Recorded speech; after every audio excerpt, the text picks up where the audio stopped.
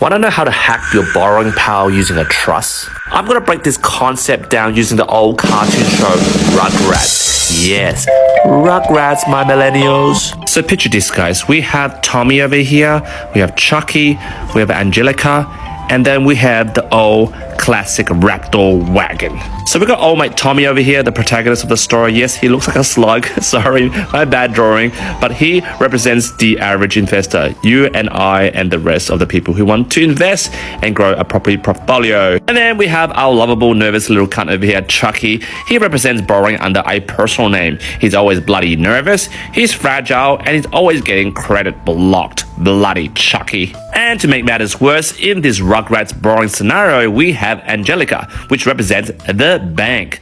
And the bank over here, she's always bossy, nosy, and always wants to know everything about you. And you might be wondering right now, what is this Raptor wagon representing? Well, metaphorically, it represents the trust structure. And this Raptor wagon, which represents a trust, is big, it's shiny, and it holds a lot of quote-unquote things. Whoa! And right now, here comes the drama. When Chucky, which is representing your personal name, goes to buy a house and goes to borrow money from Angelica, which represents the bossy bank, she's like, bitch, you already got too much debt. But then Tommy goes, hey, Chucky, personal name, did you forget about the Raptor wagon?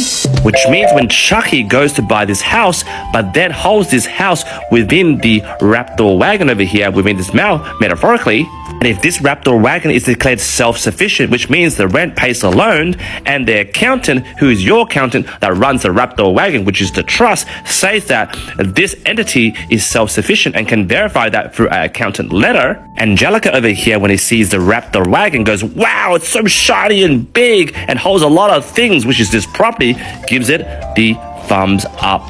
And playing to Angelica's character archetype, she's like, it's in a trust, not my problem. Borrow away, bitch. And now if you're die-hard Rugrat fans like myself, you might be wondering, where is Phil and Lil in this metaphor, these two worm-eating malakas? Well, they represent the non-banks, which is opposite to Angelica, the bossy major banks. And for Phil and Lil type of non-banks, they like deals that are messy, wild, like, worms, right? They love worms. They see your property as a worm. And for them to stomach the bloody worm, they're going to unfortunately charge you higher rates. But for these type of non-banks, they don't care about debt in your trust. Sometimes they don't even see it. All they want to do is do your deal. All they want to do is eat that bloody worm that you have for them. But of course, you're going to pay the higher rates. So while Angelica's like, I'm sorry, responsible lending, I can't lend you anymore, Phil and Lil, these worm-eating brothers, they cast no judgment on your next deal.